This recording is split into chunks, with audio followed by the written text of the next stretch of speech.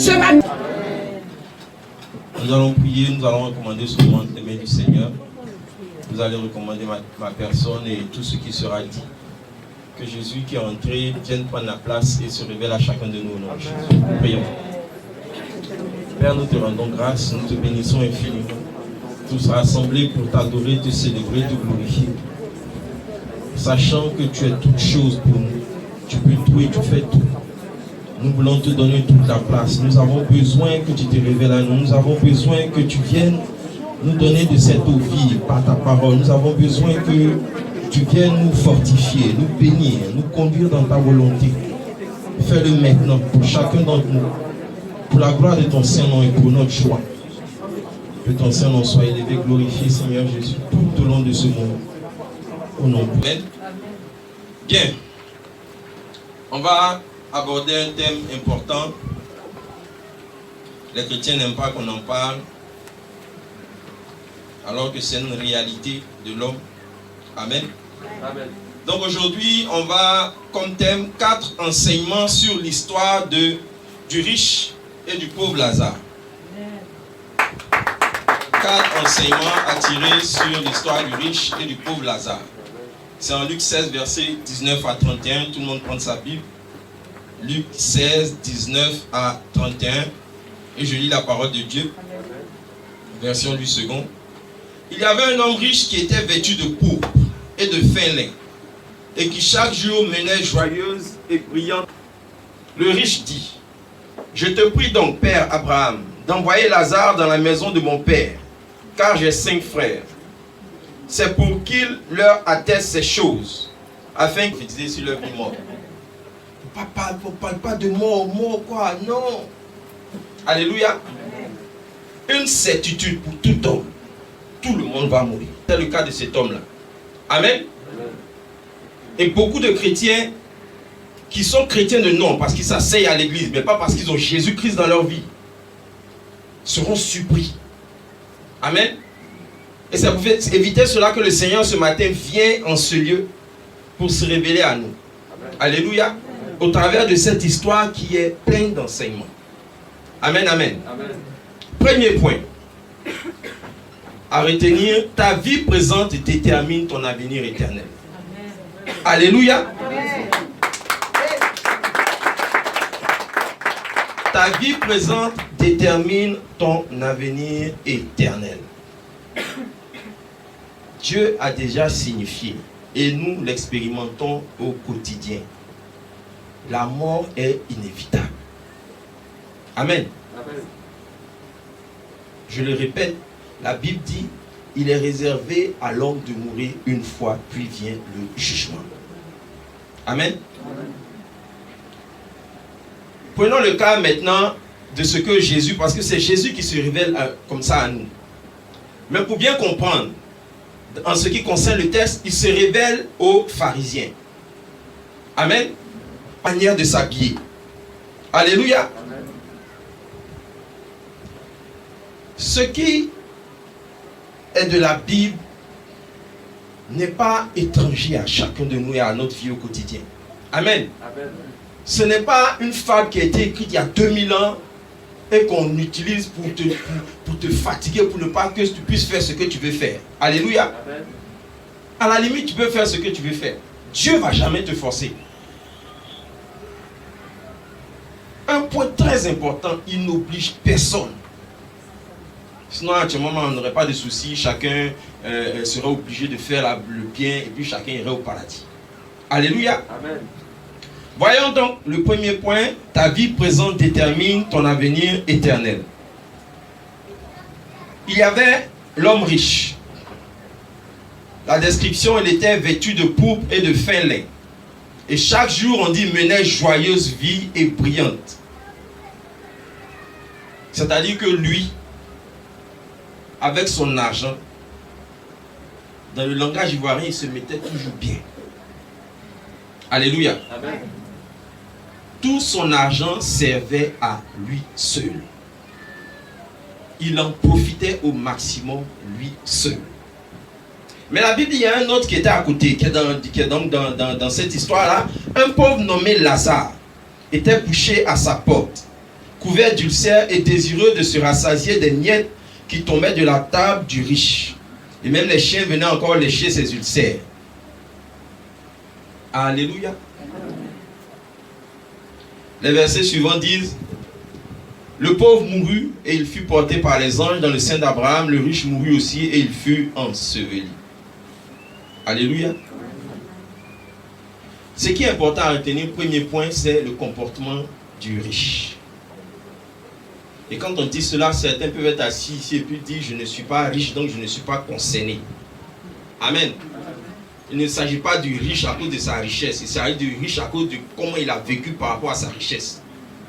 Alléluia. Amen. Dieu n'est pas contre la richesse. Sinon, Abraham même qui était avec Lazare, c'était un homme riche. Prospère comme pas permis. Alléluia. Amen.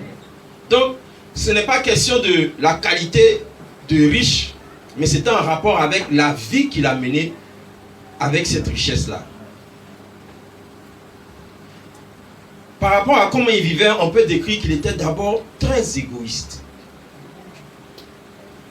Très égoïste. Très méchant.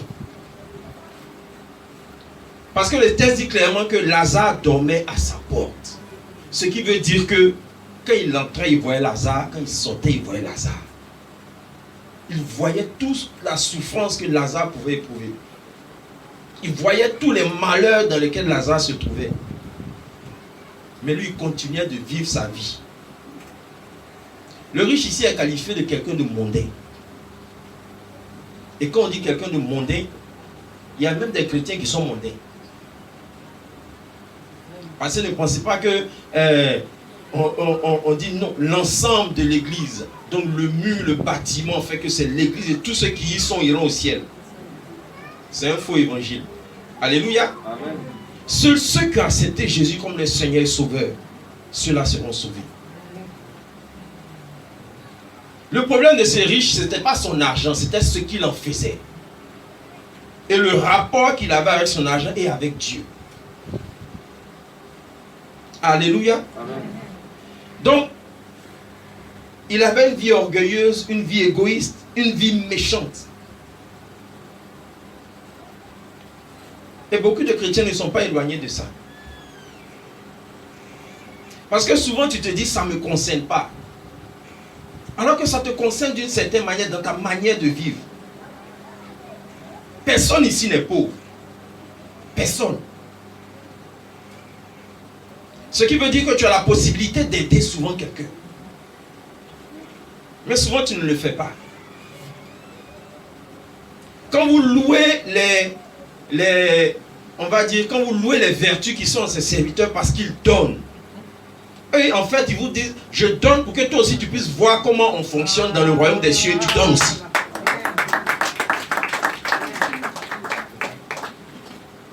Et le Seigneur me disait, tout ce qui est divisable peut être partagé. Il faut comprendre ça. Ton argent n'est jamais petit pour qu'on partage. Même 100 francs peut devenir 2,50. Non, c'est la vérité. Là où on se trouve, beaucoup se disent, je n'en ai même pas pour pouvoir partager. Alors que tu en as. Et souvent, tu jouis de ça sans tenir compte même du fait que il y a des gens autour qui ont des besoins, mais toi, tu vis avec extravagance pour le peu que tu as. Beaucoup sont dans cette situation. Dieu voit et connaît les cœurs. Ils seront pauvres à l'église, mais ils sont très riches au dehors. Parce que ce qu'ils font pour eux-mêmes là, c'est tellement immense comparé à ce qu'ils font pour Dieu à l'église. Dans ce que j'ai comme salaire, la part de Dieu est tellement infime comparé à ce que j'utilise pour manger, pour me vêtir, pour acheter ces choses futiles qui sont dans le monde. Si Dieu voulait se mettre devant chacun de nous et dire, voici comment tu as utilisé ton argent, il y a beaucoup qui seraient encore dans cette dimension, ils doivent se repentir profondément. Alléluia. Amen. Nous ne sommes pas loin de cet homme riche. Par notre manière de faire. Souvent on recherche la gloire du monde. Et c'était le cas des pharisiens. Mais c'est le cas aussi de certains chrétiens. Il veut être loué. Et la plupart du temps, ils masquent toujours ça avec la gloire revient à Dieu, mais il y a une satisfaction intérieure qui dit yes. On trouve que je suis beau, on trouve que je suis belle, on trouve que vraiment je suis tant. On trouve que je suis gentil, on trouve que je suis chaud dans l'église, on me trouve des qualités. En réalité, mon cœur se réjouit parce que ça me plaît, ça vient de moi. Mais Dieu sonde les cœurs et les reins. Alléluia. Amen. Donc tout ce que nous allons vivre sur cette terre va déterminer notre avenir. Est-ce que on décide de vivre en communion avec Dieu ou on décide de vivre selon le monde? Parce que ce qui caractérise ici le riche, c'est une vie loin de Dieu. Dans tout ce qui est dit ici, on ne parle pas de Dieu. Amen. Amen. On n'a pas dit il fait des offrandes au temple. On n'a pas dit non, il aide la veuve et l'orphelin. La preuve, il y a quelqu'un qui est très malade devant sa porte. Il le dépasse chaque jour. C'est-à-dire, le matin, quand il sort, il le dépasse. Le soir, quand il vient, il passe. Et même les miettes qui tombent, même les restes, il ne donne même pas ça aux malades. Il ne donne pas ça à Lazare. Ok? Amen. Donc, premier point, pour toi qui es là, il faut comprendre que tout ce que tu vivras ou tu feras maintenant, là, va déterminer la suite. Tu es en train de planifier alors que tu ne sais pas quand tu vas mourir. Il y a deux choses. Soit Jésus revient, soit tu meurs. S'il n'est pas encore revenu et que la mort t'a trouvé, quelle sera ta position? Amen. Amen. La Bible dit que quand le riche est mort, ils l'ont enseveli. Il s'est retrouvé dans un lieu de tourment. Mais ce qui est bon à retenir, et c'est toujours dans la gloire des hommes, la Bible dit clairement que Lazare, lorsqu'il est mort, les anges sont venus le chercher. Ça veut dire que Lazare avait une certaine qualité. Ce que Dieu révèle en même temps, c'est que quand vous allez lire la parabole, vous allez vous rendre compte que c'est le nom de Lazare seul qui est cité. Parce que Jésus le connaissait de nom. Parce que son nom était écrit dans le ciel, dans le livre de vie. Même quand il était couché là, malheureux. De famille qu'il était là, souvent qu'ils l'ont jeté quelque part dans un trou. Jeter dans un trou, c'est le corps, c'est la chair. Mais des anges sont venus le prendre. Parce qu'il est fils de Dieu. Parce qu'il n'a pas vécu, même s'il a eu la pauvreté, il n'a pas vécu comme le riche a vécu. Sûrement que dans sa pauvreté couché là, il appelait toujours à l'aide, il criait à Dieu et Dieu entendait sa prière. Le matériel n'est rien, frère, sœur. Le matériel pâlit devant la mort. Amen. Le jour où tu seras couché et que tu vas voir que le souffle commence à partir, tu vas voir que les plus grandes richesses n'auront plus de sens devant toi. Amen. Mes 2 châteaux, mes 3 jets privés, mes Lamborghini, ma voiture à 150 millions, quoi. Tout ça là, tu es couché. Ça n'a plus aucune importance. Ta gloire, qu'on chante ton nom, à la limite, même tu as envie de dire aux gens, oh, arrêtez de chanter mon nom. Où je suis là, je ne sais pas où je vais. Amen. C'est à toi que Jésus parle. Là où tu es. Tu dis, oh bon, moi, sûrement que, même l'indifférence est un grand, grand péché. L'indifférence dit, tu dis Dieu est là-bas. Moi je viens juste à l'église pour mes bénédictions. Frère, il ne te connaît pas. Amen. Alléluia. Amen. Donc notre manière de marcher maintenant va déterminer le chemin qu'on va emprunter. Le riche, on dit il a été enseveli. Enseveli là, c'est un joli mot. Parce que quand moi j'ai lu, j'ai dit, ah, l'autre là, on dit il est mort. Les uns l'ont pris. Et puis on n'a pas dit l'enseveli. Mais le riche, il l'a enseveli. Donc, sûrement qu'ils ont fait comme on fait là, ils l'ont mis dans un caveau. Ils ont mis, comment on appelle ça même, une voiture de la mort qui était une limousine. Il y avait des gels de fleurs autour. Il y avait des motards même devant. On dit le riche est mort. Oui. Sûrement qu'ils ont fait la messe pour lui, tout ça là. Ils ont fait la messe, ils ont jeté comment on appelle ça même, l'eau bénite comme ça. Ils ont sanctifié, l'encens est passé autour de tout ça. Malgré tout ça, il est dans un lieu de tourment, un lieu de châtiment. Alléluia. Amen. Donc retenons ça d'abord. Premier point, tout ce que nous vivons maintenant détermine notre avenir éternel. Amen. Alléluia. Amen. On va prendre le deuxième point. Ça t'envoie directement où tu dois être selon tes œuvres. Alléluia. Pour nous tous ici, il y a beaucoup qui sont encore effrayés par la mort. Si je dis lever la main, tu ne dis pas lever la main. Commence à chercher à comprendre le plan de Dieu pour le salut. Amen. Amen. Ce n'est pas par les œuvres. Tout ce que papa t'enseigne là, tu n'écoutes pas. Tu ne mets pas cela en pratique. Tes œuvres là vont t'envoyer en enfer. Même si tu distribues l'argent dans la rue. Amen. Amen. Ne soyez pas comme les gens de l'autre côté qui, eux, quand je fais beaucoup de bien à ce moment, le ciel me sera ouvert. C'est faux. Alléluia. Amen. La grâce qu'il nous a accordée en tant qu'enfants de Dieu, c'est que nous ne faisons plus pour être saints, mais nous sommes saints pour faire les choses. Il y a une différence. C'est parce que Dieu m'a rendu saint, il m'a justifié et il me donne la capacité de maintenant de faire les choses selon sa volonté. Avant, la loi disait, si tu ne fais pas, tu meurs. Maintenant, la grâce dit, je te bénis déjà, je fais de sorte que tu vis pour l'éternité. Donc maintenant, tu as la capacité de faire les choses que j'ai déjà prévues pour que tu fasses.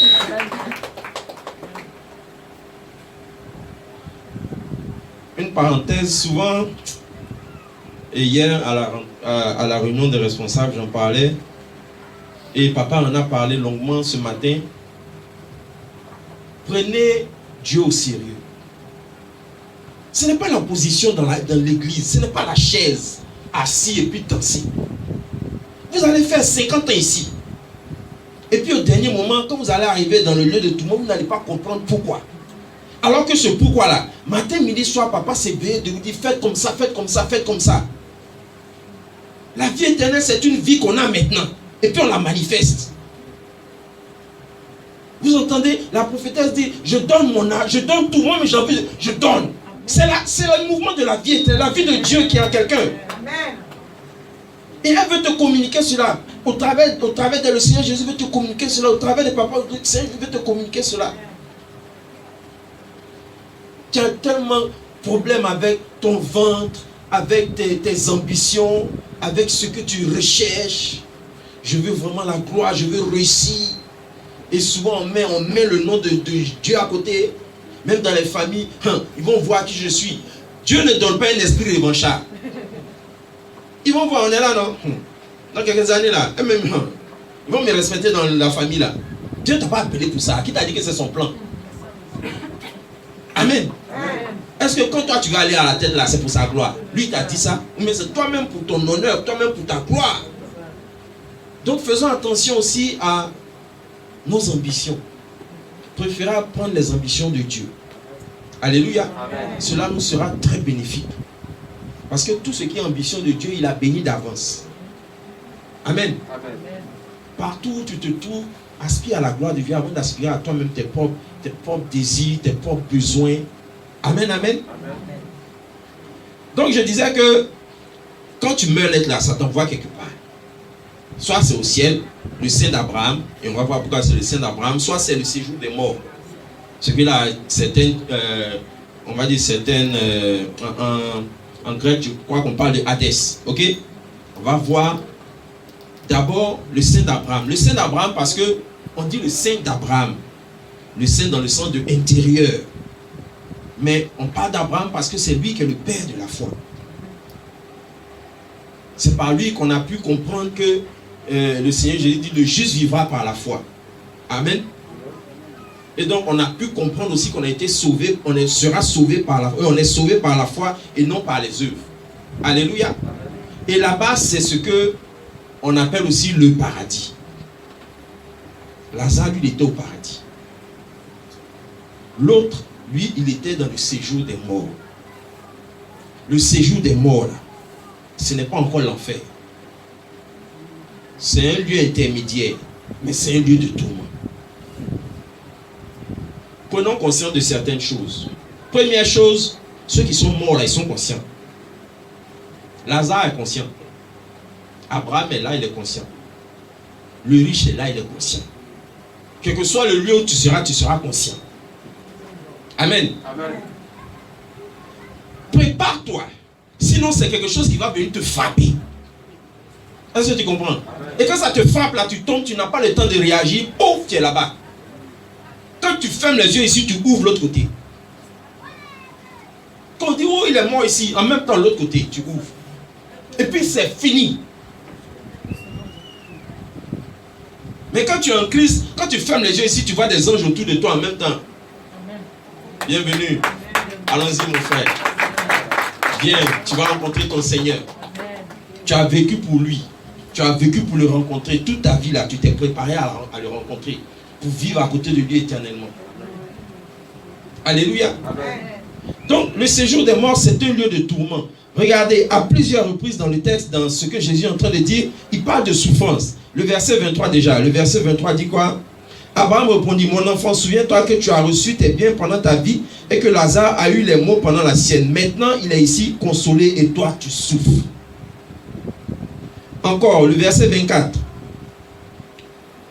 Le verset 24, il dit encore, il parle de lui-même, il dit qu'il veut que vraiment Lazare vienne tremper son doigt pour qu'on puisse mettre une goutte, il ne veut pas beaucoup, une goutte dans sa bouche. Et lui-même, il dit, parce qu'il souffre cruellement dans cette flamme. Alléluia. Amen. Le verset 25 en parle, le verset 28 en parle. À 4 reprises, Jésus est en train de dire que ce lieu-là, c'est un lieu de tourment, de souffrance. Maintenant, on va faire une délivrance totale. Parce que vous êtes certes évangéliques, mais à certains encore qui ont de faux espoirs. Le purgatoire n'existe pas. Celui qui enseigne ça, c'est le créateur du ciel et de la terre. Des choses visibles et des choses invisibles. Lui, il dit, il y a séjour des morts et Saint Abraham. Il ne parle pas d'un lieu que lui-même il a créé, où des gens vont aller s'asseoir et attendre les prières des autres. Amen. Il faudra que on comprenne ça une fois pour toutes. Amen. Amen.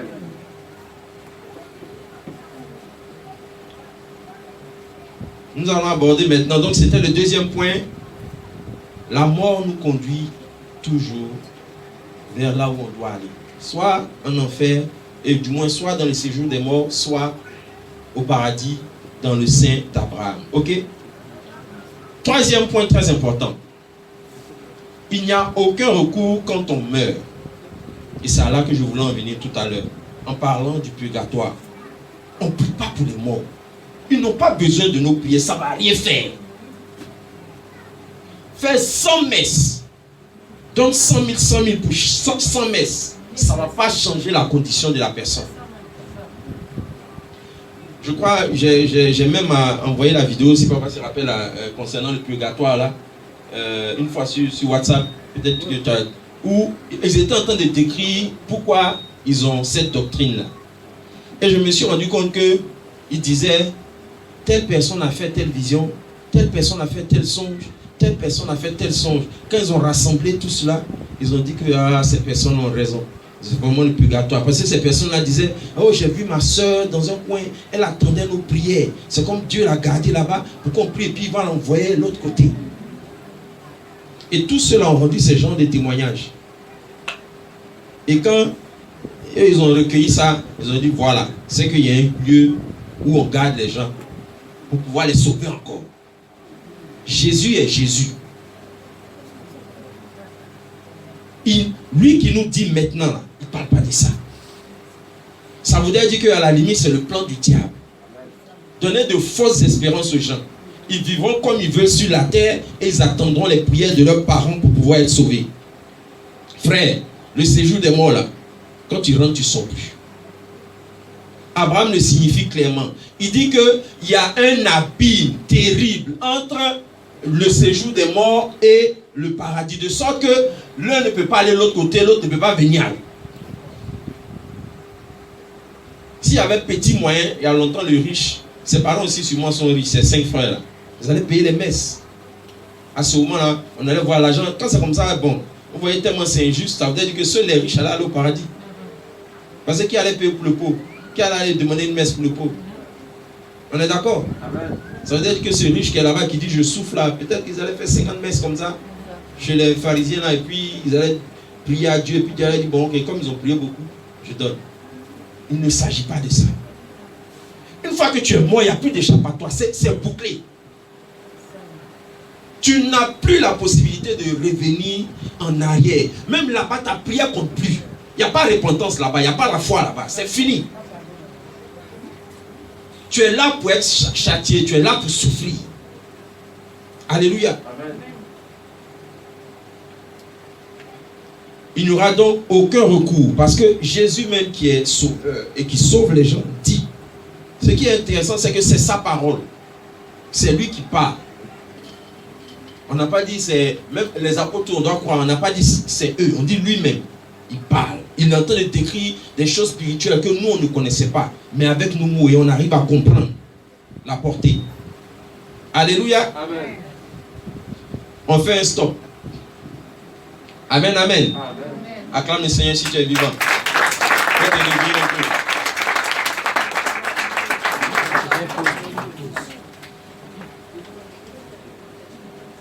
Ne te contente pas de venir à l'église. Ça, c'est un. Ne te contente pas des petits progrès que tu fais spirituellement. Parce que Dieu veut que tu aspires à plus grand dans la communion. Il s'agit de communion. Jésus, c'est pas que on vit notre vie terrestre et puis arrivé au ciel, on va le voir. Non, on est avec lui sur la terre. Il a dit qu'il ne va jamais nous laisser, il ne va jamais nous abandonner. Il sera avec nous jusqu'à la fin des temps. Ça veut dire qu'il est là.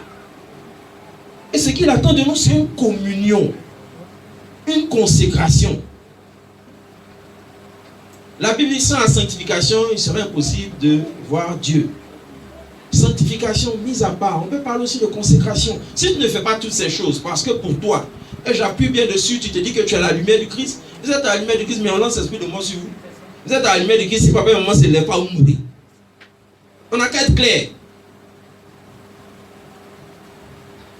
Dieu ne les a pas appelés pour vivre notre vie à notre place. Ce n'est pas possible. Ce fardeau-là, c'est fatigant. Déjà, pour ce que je sais, pour le peu que je sais, souvent quand je viens voir maman, elle est éprouvée parce que la nuit, elle a coupé son sommeil pour prier. Pour prier pour toi, pour que Dieu lui révèle des choses. Pour la gloire de Dieu. Ah. Quand tu seras riche, papa ne va jamais voir ton argent. Il y a plein qui sont ici là. Si Dieu leur donne la richesse, tout de suite, on ne va plus les voir à l'église. Tant qu'on veut construire là, tu ne vas même pas les voir. Dieu sonde les cœurs, il connaît l'hypocrisie des gens. C'est pour cette raison que certains aussi durs. Parce que pendant que tu dis alléluia, oh non, moi, papa, tu ne sais pas ce qu'il y a dans mon cœur. Papa, beaucoup de gens t'ont dit ça. Hein? Si tu savais ce que je pense, ce que je compte faire pour vous. Oh non, tu ne peux pas t'imaginer. Il y a des moments, ça vient. Oh. Quelques temps après, ils ont disparu. Alléluia. C'est une parenthèse pour vous dire que cherchez Jésus. Entrez dans la dimension de papa et maman. Vous savez, avant d'être homme de Dieu, on est fidèle d'abord. On n'a pas à aimer, puis à s'attacher à lui. Quand moi je suis arrivé pour maman n'a pas été serviteur de Dieu. Des mois et des mois et des mois. Mais j'ai appris à le connaître, j'ai appris à l'aimer, j'ai appris à m'attacher avec lui. Je ne venais pas devant quelqu'un pour dire non, le Seigneur, non. J'ai appris à le connaître. Et puis, ceux qui m'ont communiqué, c'est Jésus, la vie éternelle, ils me l'ont donné. Et je me réjouis d'être ici. Et puis, je vois l'œuvre qu'ils sont en train d'accomplir au quotidien. Mais vous êtes... et je ne dis pas ça pour ceux-là vraiment qui savent, qui sont concernés. Vous êtes très durs, très incrédules. Parce que vous ne comprenez pas que il faut qu'il y ait relation pour qu'il y ait salut. La foi là, ça se manifeste, ça se démontre. J'aime Jésus, je ne cours jamais avec lui, je ne prie jamais. Lazare, il connaissait Lazare. Sûrement que Lazare, il était couché sa maladie, matin, midi, soir, il prie. Jésus le connaît, son nom était déjà écrit dans le livre de vie. Est-ce que toi, ton nom est écrit dans le livre de vie? Ton nom est écrit dans le cahier de la lumière de Christ. C'est pas ça, on prend pour entrer au ciel. C'est la vérité, mon frère. Quand on dit liste des fidèles, c'est là. Mais papa, lui, quand il va partir, il va pas prendre le cahier. Lui, il s'en va pour faire son œuvre, maman s'en va pour faire son œuvre. Quand on va leur demander, ah, est-ce que vous connaissez tant? Ils vont dire, hey, c'est pas nous, on demande. Allez là-bas. Quels sont ceux pour qui Jésus est mort? C'est eux là qui vont rentrer. Amen. De grâce, soyons fous. Quand tu entends de faiblir, quand tu entends de tiédir, tu deviens comme cet homme riche là, sans le savoir. Tu as tellement pris l'habitude de venir t'asseoir ici. C'est devenu une routine. La routine tue. C'est devenu une routine, tu es devenu un religieux. Oh, dimanche je dois aller à l'église. Oui, il y a des offrandes à faire, on va les faire. Ok, on va écouter la parole de Dieu, on va prêcher, oui. On va faire l'adoration. Ah, je sais que l'onction va se manifester encore. Vraiment, c'est puissant. Mais tu n'as aucune vie avec Jésus. Aucune communion. Ah, maman, vraiment, tu es une femme à part. Papa Josué, tu es un homme à part. Mais comment eux ils viennent ici, ils te donnent les secrets. Puis toi, tu dis non, ils sont à part, mais peut-être qu'ils viennent de la lune. Sinon, nous les hommes sur la terre, là, c'est trop dur pour qu'on change, pour devenir comme eux. Alors que c'est ce qu'ils t'enseignent au quotidien. Alléluia. Amen.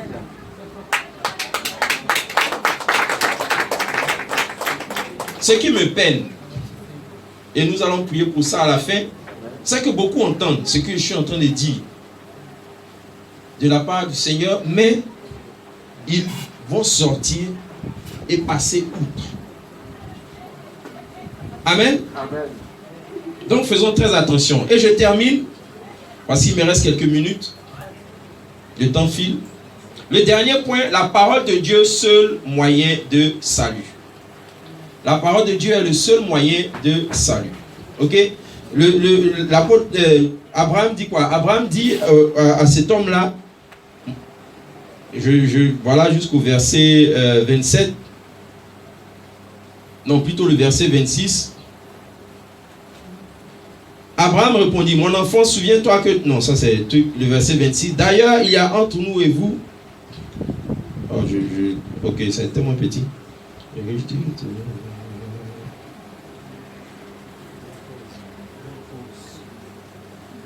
Ok, Abraham dit à cet homme riche, parce que cet homme riche fait une requête, il fait une prière. Il dit, vraiment Abraham, Père Abraham, il appelle Père, mais c'est Père selon la chair, hein, parce qu'il est israélite. C'est pas Père selon la foi. Lazare c'était Père selon la foi, et puis ils sont ensemble. Ok? Amen. Donc il dit, vraiment, il y a mes frères, ils ont besoin de savoir qu'il y a un lieu où on souffre. Je ne veux pas qu'ils viennent aussi là. Et la réponse d'Abraham, c'est, ils ont Moïse et les prophètes, qu'ils les écoutent.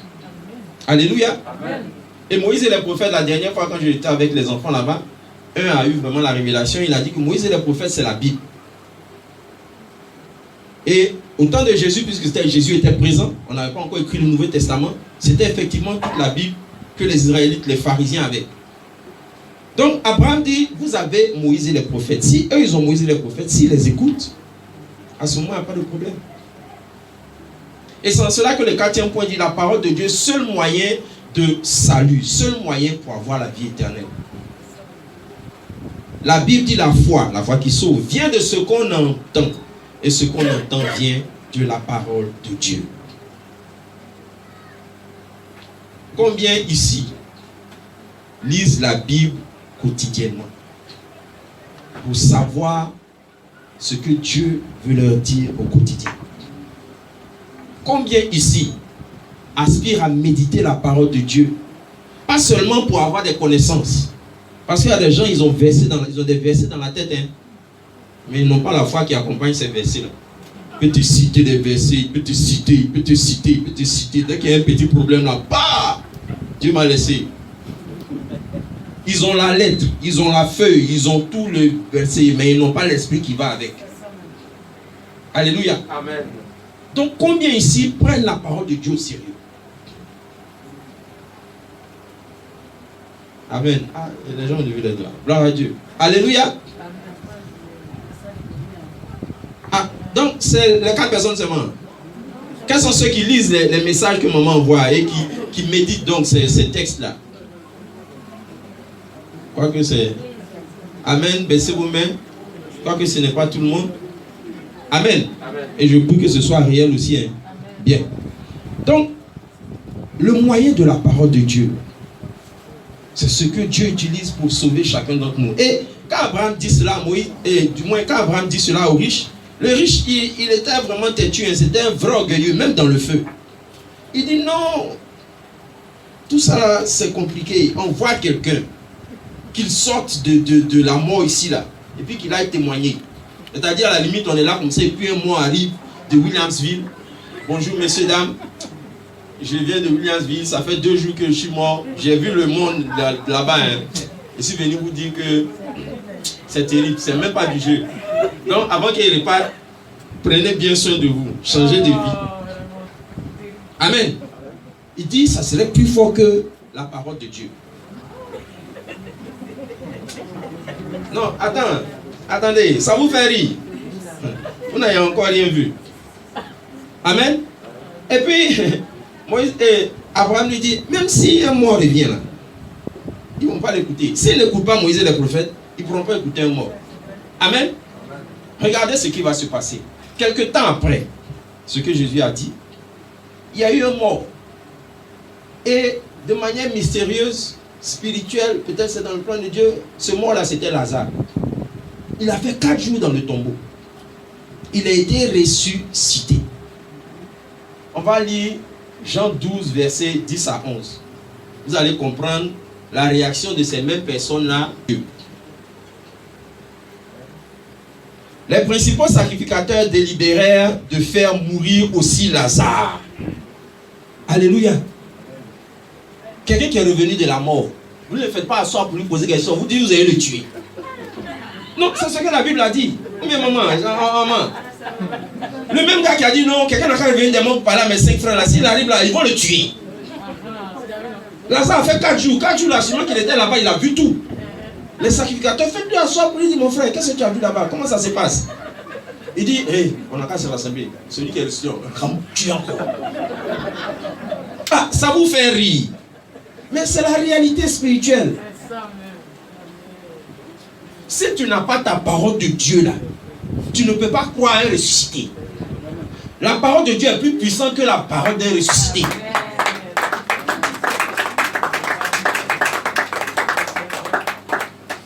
Et même il y a tellement de périodes ici, si le gars dit il est mort, ça va dire c'est un revenant, ils vont courir. Ils ne vont même pas chercher à l'écouter. Amen. Il y a un ressuscité encore plus célèbre, Jésus-Christ de Nazareth. Après 3 jours dans le tombeau, il a été ressuscité.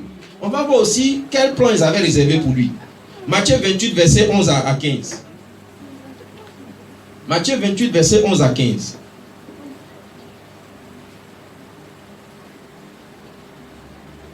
Pendant qu'elles étaient en chemin, quelques hommes de la garde entrèrent dans la ville et annoncèrent aux principaux sacrificateurs tout ce qui était arrivé. Ceux-ci, après s'être assemblés, et ils s'assemblent toujours, hein, avec les anciens et avoir tenu conseil, donnèrent aux soldats une forte somme d'argent, en disant, dites, ces disciples sont venus de nuit le dérober pendant que nous dormions. Et si le gouverneur l'apprend, nous l'apaiserons et nous vous tirerons de peine. Donc voilà, ils ont donné l'argent aux gardes. Jésus est ressuscité. Ils ont donné l'argent aux gardes. Allez mentir que ces disciples sont venus le prendre pour le dérober. Il n'y a pas un qui dit, bon, il n'a pas venu nous dire ce qui se passe au ciel. Ce qui se passe quand il était mort là. Non. Hein, ils vont mentir encore, ils vont cacher cette affaire. Ce qui veut dire que la Bible nous dit que l'affaire de ressusciter là, ça ne peut pas prendre. On est d'accord? Contente-toi de ta Bible. Et je veux attirer l'attention pour tous ceux qui vont sur Facebook et sur YouTube pour écouter les gens qui ont fait, qui sont morts et qui sont revenus. Il y a tellement de versions. Il faut te contenter de ce que la Bible te dit. Parce qu'il y a des choses, et ils te disent là, souvent là, c'est le jour et la nuit. L'autre dit quelque chose, l'autre dit quelque chose. Tu dis, ah, tu as eu le témoin, elle est morte, elle est revenue. Elle a vu tant. Elle dit, hey, que là-bas là, quand tu portes le bout d'oreille, on te met dans le feu. Il y a des gens qui témoignent comme ça. Elle dit non, elle est allée au ciel. Il y a d'autres aussi, ils disent autre chose. Alléluia. Faisons très attention. Le témoignage de Jésus et de sa parole, c'est ce qu'il faut retenir. Alléluia. On acclame le Seigneur. Donc vous voyez que ces 2 résurrections ont confirmé ce qu'Abraham a dit. Que s'ils ne croient pas en la parole de Dieu, ils ne pourront pas croire aussi en Moïse. Et du moins, ils ne pourront pas croire aussi en ressuscité. Amen. Nous sommes presque à la fin. On va retenir d'abord que, premier point, la vie présente va déterminer ton avenir éternel. De grâce. Ce n'est pas comme si on était venu en classe et puis j'étais venu donner un cours. Ça, c'est comme un avertissement. Tu ne connais pas demain. Ce sont les mondains qui vivent et puis ils disent l'avenir prendra soin de lui-même. Toi, tu es un enfant de Dieu. Tu te prépares à la rencontre de ton Seigneur. Il faut te préparer à la rencontre de Jésus-Christ de Nazareth. Vous savez, en ce qui concerne les bénédictions terrestres, en tant qu'enfant de Dieu, tu ne dois pas les poursuivre. Maman a donné le verset, cherchez premièrement le royaume des cieux et la justice de Dieu. Il n'a pas dit poursuivez le reste après. Il dit tout vous sera donné par-dessus. C'est-à-dire, lui, il a déjà fait la provision de bénédiction. Mais il dit cherche le royaume des cieux. Cherche la justice de Dieu. À ce moment-là, les autres viennent sans que même Dieu a fait quoi que ce soit. C'est ce que papa annonce chaque fois ici en disant marche bien, Dieu va te bénir. Alléluia. À la limite, je deviens comme un répétiteur. Mais la répétition est pédagogique, c'est ça, non? Ceux qui enseignent. Il faut que ça rentre bien. Parce que le jour où, et c'est brisé au nom de Jésus dans toutes nos vies, quelqu'un va pas mettre cela en pratique, il va mourir. Je t'assure, quand ils vont sortir le gros cahier là, ils vont mettre mon nom, ils vont dire, le jour là, il a parlé de ça. Ce jour-là, ce petit homme de Dieu là, il t'a parlé, c'est dans le cahier, c'est dans le livre. Tout le monde sera jugé. Tout ce que tu as fait, ça a sorti. Donc, ce jour-là, ils vont lire. Pendant qu'il parlait, tu murmurais dans ton cœur, ou bien tu rêvais, mais tu te disais, oh, la mort est encore loin, tout ça. Monsieur, tant. Ah, voilà. Donc maintenant, on te déloge du séjour des morts, on t'envoie en enfer. Là-bas même, c'est le feu éternel. Là-bas, c'est un feu terrible pour l'éternité. Mais je sais qu'on va dire mon nom dans ton affaire si tu ne mets pas ça en pratique. Alléluia. Amen. Changeons de vie. Il y a du bonheur à vivre pour Dieu et à l'aimer. Plus que l'argent, plus que l'or. C'est à cause de ça on a mis le riche et puis on a mis le pauvre. Nous on est pauvres en esprit, mais on est riche abondamment spirituellement. Un pauvre en esprit, il recherche Dieu et il recherche des choses de Dieu. J'ai toujours soif. Seigneur, ce que tu me donnes, ça, mais je veux encore de toi, je veux encore de ta présence. C'est ça. Et c'est ce que Jésus a enseigné. Les biens de ce monde vont pâlir devant la mort. La Bible dit affectionnez-vous aux choses qui sont en haut dans les cieux, non à celles qui sont en bas sur la terre. Quand on dit ça aussi, les chrétiens disent oui, mais Dieu même là, il veut qu'on soit riche. Dieu même il veut qu'on soit riche, mais il ne veut pas qu'on soit riche au détriment de l'amour qu'on doit lui porter aussi. Ah! L'apôtre Jacques dit vous demandez, vous ne recevez pas parce que vous demandez mal pour assouvir vos penchants mauvais, vos désirs mauvais. Pendant que tu dis que tu cherches la gloire de Dieu, alors que tu cherches les richesses pour ces choses qui ne sont pas la gloire de Dieu.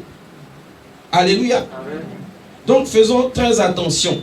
C'est seule la foi en Jésus qui va déterminer, parce que c'est lui qui sauve, c'est lui qui donne la vie éternelle.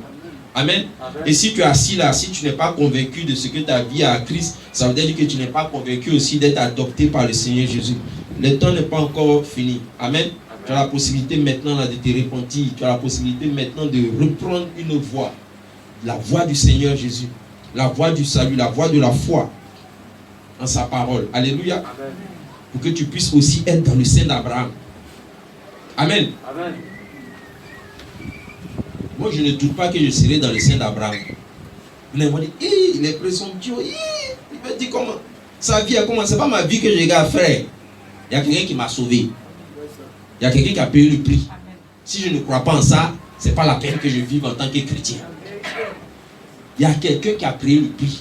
Il n'a pas dit, Daniel, sois parfait, sans péché. Non, je ne vis plus dans le péché parce qu'il m'a donné une nouvelle vie. Mais tout ce qui est péché, passé, présent, sont effacés. J'étais loin, aussi loin que le nord est éloigné du sud. Amen. Alléluia. Amen. Réfléchis bien à ta position en Christ. Est-ce que tu es dans la volonté de Dieu?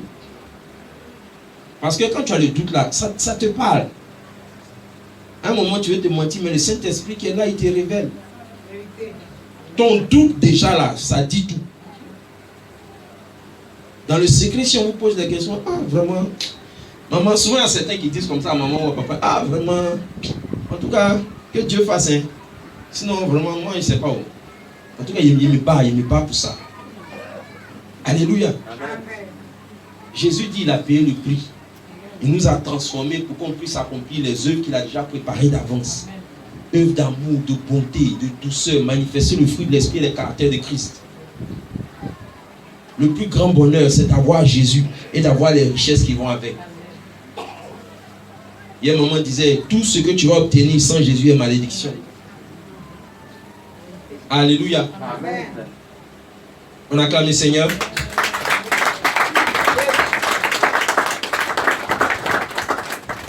Bien. Nous sommes presque à la fin. J'ai voulu être vraiment très court et puis que chacun comprenne le message. Alléluia. Amen. Dieu nous appelle à le rechercher. Et toutes les prédications que tous les hommes de Dieu font ici, c'est pour vous conduire dans la recherche et dans la possession de Jésus qui est la vie éternelle. Les autres viennent. Tous les autres, ça vient par-dessus. Amen. C'est comme quand tu as Jésus là. Tu as l'habit normal. Chemise, pantalon et tout. C'est l'essentiel qui t'a couvert. Amen. Maison, argent, femme, enfant, travail, tout ça. Ça c'est cravate, c'est montre. C'est-à-dire ça vient embellir ta personne. Est-ce que vous comprenez? Mais tu as ce qui est essentiel et qui couvre ton corps. Faisons très attention. Amen. Amen. Renonçons à la gloire du monde. Ici, il y a des gens, Dieu les connaît. Ils veulent être plus que, ils veulent paraître plus que, ils veulent qu'on dise tant. Mais c'est toujours voilé par un semblant d'humilité. Tu dois comprendre que Dieu te connaît. Même quand tu trompes toute l'assemblée, tu ne peux pas le tromper. Parce que dans la mort du riche comme dans la mort de Lazare, l'assemblée n'a rien à voir dedans. Il n'y a pas ton frère et ta soeur qui va dire quelque chose. Que pour Jésus, les anges viennent. Quand tu n'es pas petit, tu n'as pas vu les gens, il faut savoir que c'est cuit. Ah, si tu n'as pas vu les anges, il faut savoir que c'est cuit. Quand tes yeux s'ouvrent là-bas, c'est fini. Amen. Amen. On acclame le Seigneur, on va se lever pour prier. On se trouve dans le séjour des morts, mais c'est que tous appelés ici, élus pour ta gloire, nous puissions nous retrouver dans le sein d'Abraham. Père éternel, nous sommes faibles. Nous sommes sans force. Nous sommes têtus, incrédules. Mais nous savons que celui qui délivre, c'est toi. Le potier céleste qui transforme, c'est toi. Tu as la capacité de nous façonner. Tu as la capacité de nous modeler à l'image de Christ. Tu as la capacité de faire de nous de vrais enfants de Dieu. Et nous aspirons à cela. Que nos vies ne soient plus des vies ordinaires, que ce soit des vies à l'image de Christ. Qu'on puisse dire, Christ vit au travers de nous, Christ parle au travers de nous, Christ agit au travers de nous, Christ touche des vies au travers de nous, Christ parle, évangélise au travers de nous. Accorde-nous cette dimension. Car nous voulons être tout à toi maintenant et pour l'éternité. Nous voulons être tout à toi maintenant et pour l'éternité, Seigneur Jésus. Nous voulons être tout à toi maintenant et pour l'éternité. Prends nos vies. Et que cela soit un parfum de bonne odeur pour toi. Merci Père parce que tu as accompli ces œuvres dans nos vies au nom de Jésus. Alléluia. Amen. On va faire une deuxième prière. On va prier pour l'évangélisation. Perdu. Alléluia. Amen. Il faut que toutes ces personnes-là viennent au vrai Jésus. Amen. Que Dieu nous donne un zèle particulier. C'est-à-dire que ça m'a tellement touché. Je vois que vraiment, comme il a intercédé pour ses 5 frères, que nous aussi on puisse aller parler à nos frères pour que eux aussi là ils évitent ce lieu. Nous on a évité, il faudrait qu'ils évitent ce lieu. On est au courant maintenant aujourd'hui qu'il y a un lieu de tourment. Qu'on puisse évangéliser au nom de Jésus. Prions. Père éternel, mets tes paroles dans nos bouches. Par ton esprit d'évangélisation qui est l'esprit de Dieu, le Saint-Esprit, accorde-nous puissance et force pour témoigner de toi dans la vérité. Pour que partout, ceux-là qui ne te connaissent pas puissent venir à toi. Tu dis, venez à moi, vous tous qui êtes chargés et fatigués, je vous accorderai le repos. Qu'ils viennent se reposer en toi. Qu'ils viennent avoir le salut en toi, la vie éternelle en toi. Et vivre pour ta gloire. Je prie, Père très saint, que tu fasse de nous des hommes et des femmes qui évangélisent, des hommes et des femmes de feu. Un feu nous embrase, un feu nous anime, un feu nous conduit à parler de toi. Et que toute œuvre de la chair, toute honte, tout orgueil et tout soit balayé pour que ta gloire explose de manière extraordinaire au nom de Jésus. Merci Père parce que tu le fais. À toi seul, honneur, gloire, louange, élévation. Au nom puissant de Jésus. Amen, amen. Quand on faisait l'adoration et que maman a dit Jésus est là et qu'il arrive, l'Esprit de Dieu m'a inspiré. Je dis bon Seigneur Jésus, c'est pas compliqué aujourd'hui là. Tu vas venir, comme tu es déjà venu, il faut parler, il faut nous parler. Je suis dedans aussi, il faut nous parler. Est-ce que vous comprenez? Ça faisait que moi ça me décharge parce que ça doit être lui qui parle. Et si ce matin tu as bien reçu, c'est qu'il a parlé. Si ça a touché ton cœur, c'est qu'il est en train d'œuvrer. Parce que la chose qu'il recherche, c'est ta joie et ton bonheur. Si la gloire lui revient, il y a la joie et le bonheur, les fruits qui sont à toi. Il ne faut pas négliger cela. En toute chose, il y a sa gloire. Mais ceux qui récoltent les fruits, le bonheur, c'est nous. Amen. Amen. Et donc, élevez la voix, élevez plutôt les mains, restez dans le silence. Je prie que le Seigneur utilise ma voix comme une prophétie et qu'il prie sur vos vies au nom de Jésus.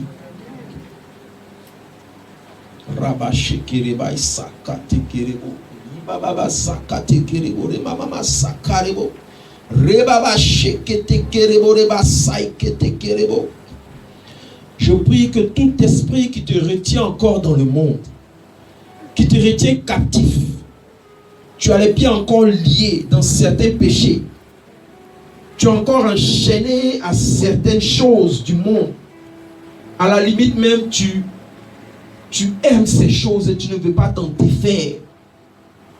Puisse la puissance de Dieu maintenant, par le Saint-Esprit, descendre sur ta vie pour briser ce joug-là, pour que tu puisses prendre le joug du Seigneur Jésus. Je prie maintenant que toi qui es refroidi, toi qui as perdu ton amour pour Christ, cet amour se nourrit. Je prie maintenant qu'un feu particulier vienne remplir ta vie. Pour qu'à nouveau tu sois allumé.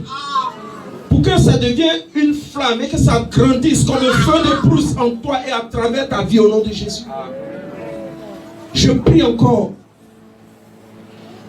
que là où tu regardes simplement à ton pied, à tout ce que tu as, et que tu espères que cela fructifie, je prie que tes yeux se retournent vers celui qui bénit, celui qui fait grandir, celui qui délivre, celui qui élève. Que tu te nourrisses de la contemplation de sa personne et que cela rejaillisse en bénédiction financière, matérielle, spirituelle à tous les niveaux dans ta vie. Je prie que l'esprit d'incrédulité, l'esprit de murmure, l'esprit de raisonnement, de doute soit jamais vaincu dans ta vie au nom de Jésus et remplacé par un don particulier de foi qui fait que tu es attaché à Christ contre vents et marées. Et que cette foi-là produise des fruits. Parce que la foi amène la bénédiction à se manifester. Je prie que là où tes ennemis s'élèvent, se disant que parce que tu n'es pas encore ancré en Christ, ils ont le pouvoir sur toi. Je prie que eux-mêmes soient terrassés à cause de ce que s'élève en toi une capacité à combattre leurs œuvres, une puissance à faire que dans la prière tu deviens victorieux, tu deviens fervent, tu deviens puissant, tu grandis dans l'onction et dans la présence de Dieu, pour que toute parole que tu proclames dans leur camp se manifeste et détruise les œuvres au nom de Jésus.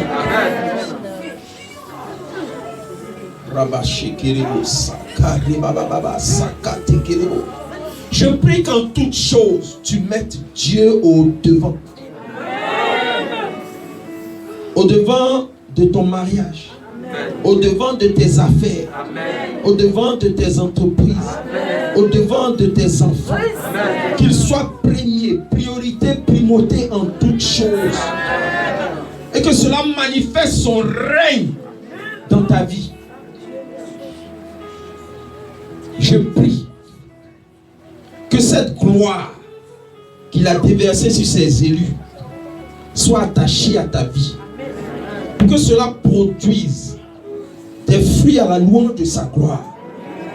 Qu'on puisse dire au travers de ta vie, Jésus est vivant. Qu'on puisse dire au travers de ta vie, Jésus est Seigneur. Qu'on puisse dire au travers de ta vie que ceux qui cherchaient la révélation des vrais fils de Dieu, ils voient maintenant cette révélation au travers de toi. Père éternel, je te rends grâce. Jésus-Christ, notre Seigneur et notre Dieu, toi qui es présent maintenant dans cette assemblée, nous voici tous abandonnés à tes pieds, portant ton joug qui est léger, mais qui nous bénit. Nous voulons te voir face à face. La lumière du Christ veut te voir face à face. Le peuple de la lumière du Christ veut te voir face à face. Nous voulons tous refuser les ténèbres pour embrasser cette lumière et être lumière dans ce monde. Tu nous fais grâce maintenant. Tout ce qui nous reste, c'est de te dire merci. Merci pour ton amour qui est grand pour nous. Merci pour ta miséricorde qui ne compte pas nos péchés. Merci pour le pardon que tu nous donnes. Merci parce que tu nous justifies. Merci parce que tu nous conduis dans des grâces abondantes. Fils et filles de Dieu, connaissent seulement dans la bouche des chants de louange et d'adoration. Parce que tu nous aimes tant. Parce que tu nous aimes tant au point que tu veux nous garder éternellement à côté de toi. Parce que tu nous aimes tant et que tu veux nous garder à côté de toi éternellement. Prends-nous tous. Que nous soyons tous à côté de toi éternellement. Et qu'on appelle aussi d'autres personnes à venir ensuite être à côté de toi éternellement au nom de Jésus. Père, Fils et Saint-Esprit, à toi seul pour tout ce qui s'est fait ce matin. Honneur, gloire, louange et élévation. Pour les siècles des siècles au nom de Jésus. Tout le monde dit Amen. Parce que tu es béni au nom